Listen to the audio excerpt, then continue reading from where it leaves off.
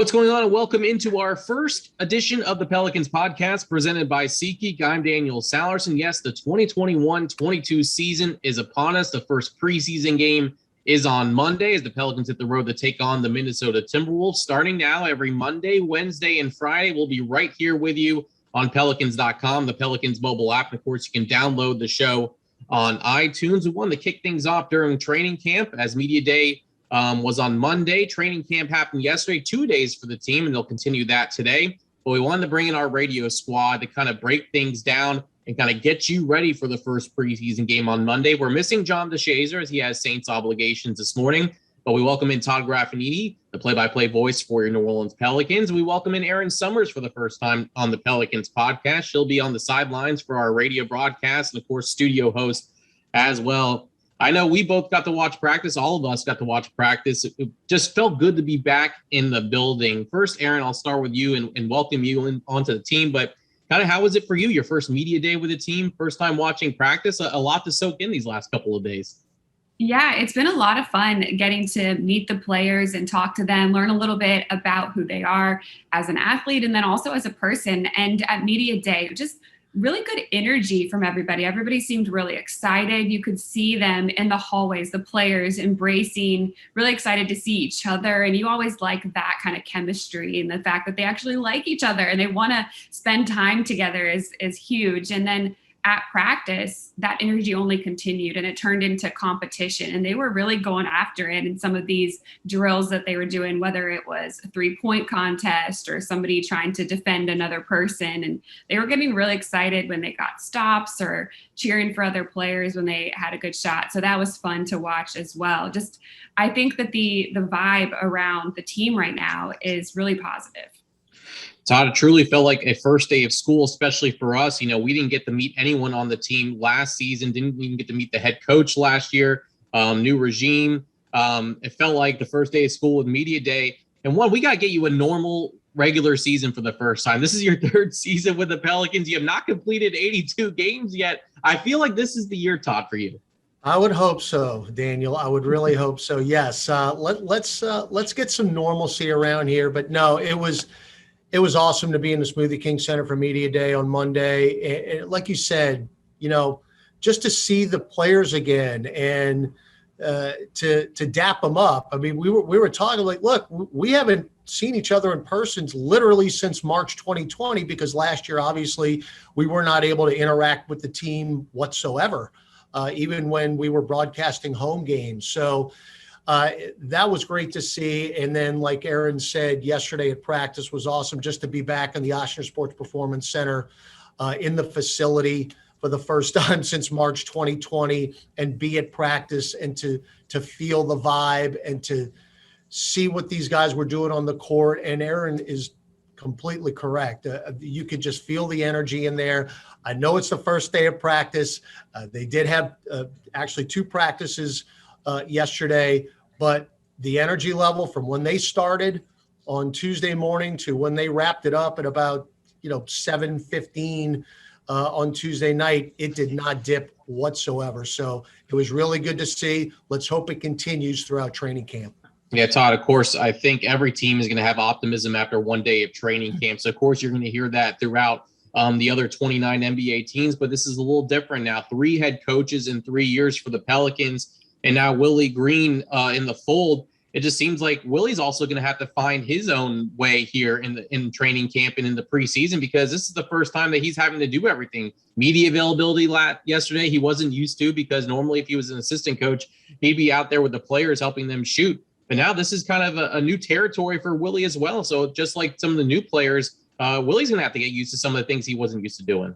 Yeah, and that's why, your assistants are so important when you're a head coach, because, as we heard from Coach Green after practice yesterday, he's going to have to watch himself when he talks, when he's talking about, yelling out instructions, because there's only so much you can do, especially with all the media availability he's going to have to do.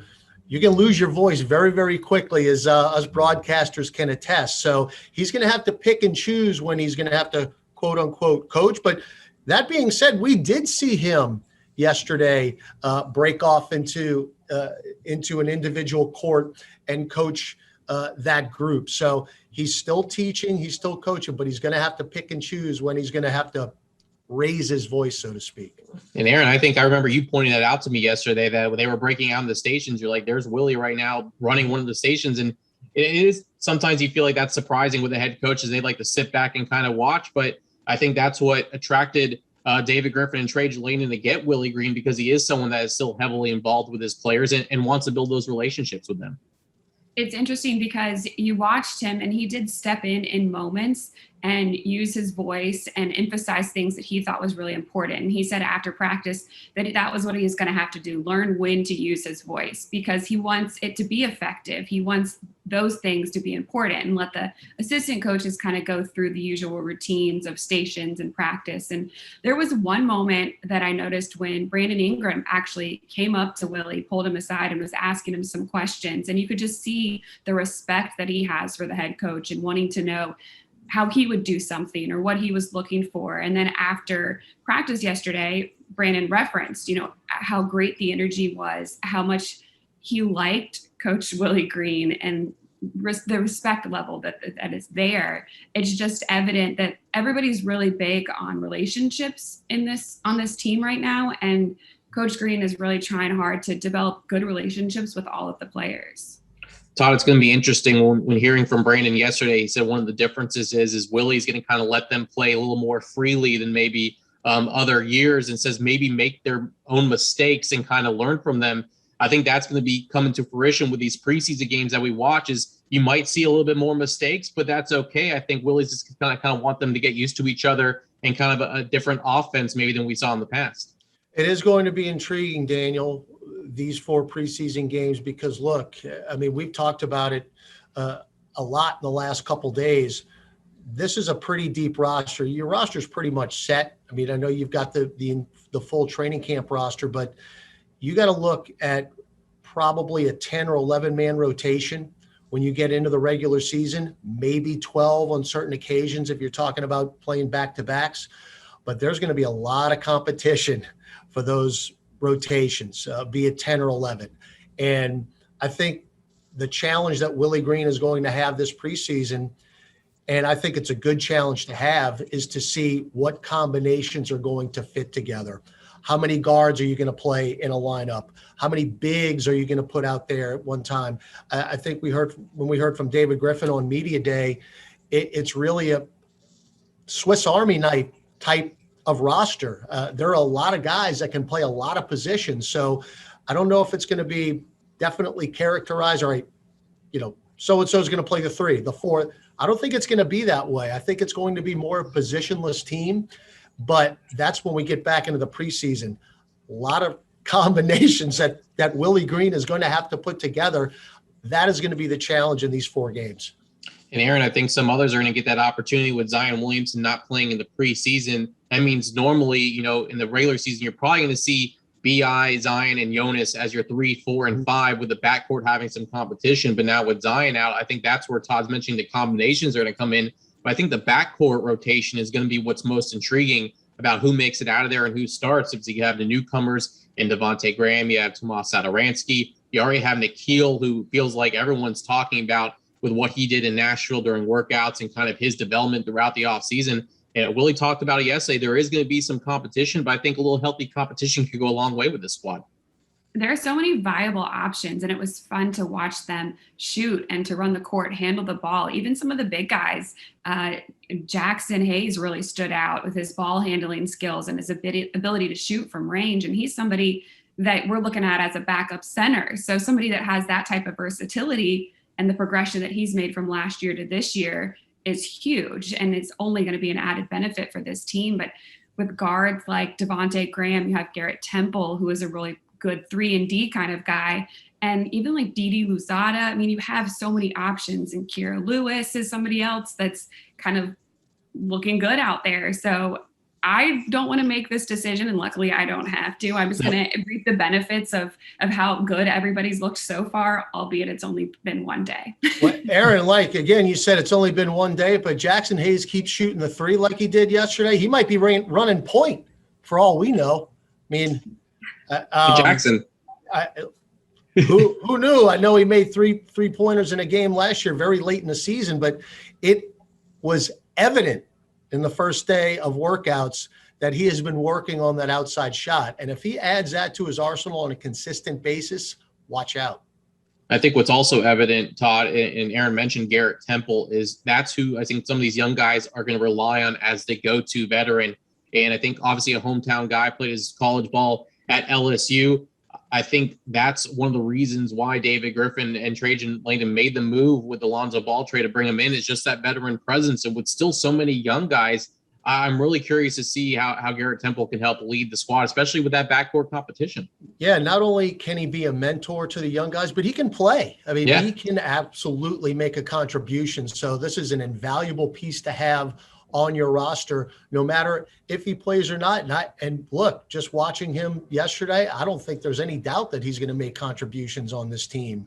But for him just to be a leader in the locker room, you know, David Griffin and Willie Green talked about it extensively at Media Day. Look, we've got a still pretty young roster when you're talking about straight age, but you've got experience now. So I think it's going to be a perfect mix of youth and experience, and you've got some veteran leadership too when you're talking about a Garrett Temple and a Jonas Valanciunas, guys like that who've been in the league for a very, very long time. So, you know, on paper, it looks pretty good. You just got to do it on the court. And Erin, I think that starts with, you know, a lot of people, I guess, media and outside think that maybe with the moves the Pelicans made, that maybe they didn't make that way to move up in the Western Conference. But I think people forget about the production of some of the guys that they've drafted a couple of years ago. We already know what Zion Williamson can do. Of course, is going to miss the preseason with the foot injury. But year 3 is very big in the development stage for guys in the league. And Jackson Hayes, what we're seeing with his outside shot, and Nickeil Alexander-Walker too. I think some people forget that just because they didn't make a huge splash, even though I think they did with some of the moves they made, that they're going to rely a lot on the guys that they've been working on for the last couple of years and see that maybe big step from them from year 2 to year 3. It's always going to be a tough transition coming from college ball to the NBA. It's a little bit different game. And with the coaching changes, it's hard for some of these guys to really get their feet under them. And now with the way that Coach Green has taken over, and he's really trying to develop the young talent that's here and help them, because he saw how good these guys were in college or wherever else that they've been playing. He's invested in them, and I think that's allowing them to play a little more free, kind of get into their game and who they want to be as a player more. And Daniel, I don't want to single out anybody, and Erin, I just, again, watching him yesterday, I don't see how Nickeil Alexander-Walker is not going to have a huge year. I don't see it not happening. And you could just tell, look, he's always been confident, and myself and you and John DeShazer have talked about this constantly during broadcasts. Nickeil never saw a shot he didn't like. And he has had that mentality since he walked into the building a couple years ago. But his confidence has continued to grow in the last couple of years. And just watching him out there yesterday, he just seemed to be at ease. And I don't mean that like he was taking things lightly. It just seemed that, you know, hey, I know what I can do. I've been in this environment now for a couple of years, and I'm ready to bust out and have a big year for this team. And I think that's somebody that we're going to really have to pay attention to as the year goes, but especially in the preseason, just to see how he jumps out of the gate. And before I let you all go, you talk about, Erin, the adjustment from college to the NBA. There's a couple of rookies I think to keep an eye on, especially in preseason when they probably will get some minutes, and that's Trey Murphy, who had one heck of a summer league with the Pelicans. But don't forget about Herbert Jones at pick number 35. A lot of people have their eyes on him with his defensive presence and him just being everywhere on the court. I think those are going to be two guys that we see have some minutes in preseason. I think we'll kind of see them gradually develop here in the first couple of weeks. Something that they really emphasized at Media Day and yesterday was defense. They said it so many times throughout practice. That is going to be our bread and butter. It's going to be the defense. We're aiming to be a top 3, top 5 defense in the league.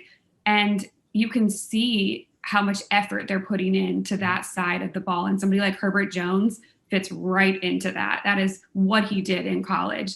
And then even Trey Murphy, watching him out there, I think it was you, Graff, that said, man, Trey Murphy just walked by and he's tall. He's way taller than I thought he was. And he is a big body out there.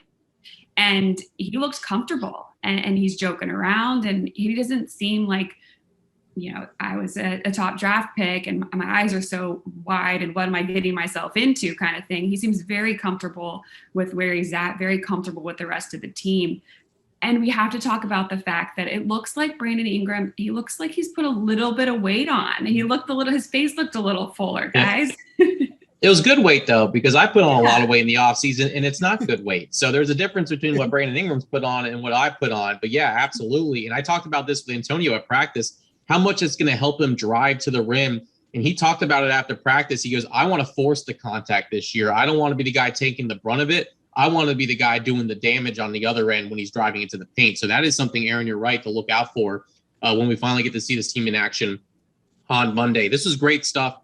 We have a lot more preseason coverage, training camp coverage for you on Friday's podcast. We'll dive into training camp with the television crew with Joel Myers and Antonio Daniels. Of course, tune in to Pelicans Weekly tonight on ESPN New Orleans at 6 p.m. Todd Graffagnini will talk exclusively with Devontae Graham, one of the newcomers coming from Charlotte. Erin Summers will have a conversation with head coach Willie Green, kind of dive off the court and kind of get to know Willie as a person as well. And as we mentioned, we'll be back on Friday. And then don't forget Monday, first preseason game. And Todd, we are going to Minnesota. That's something we didn't get to say last year. We are back with the club traveling. I don't know if they're ready for us, but we're ready for them. And it's going to be nice to watch an away game in person. I'm certainly looking forward to that. Daniel, I am going to cartwheel onto the charter on Sunday when we. Okay, we need video evidence of that. Okay, I'm going to do my darndest, Aaron.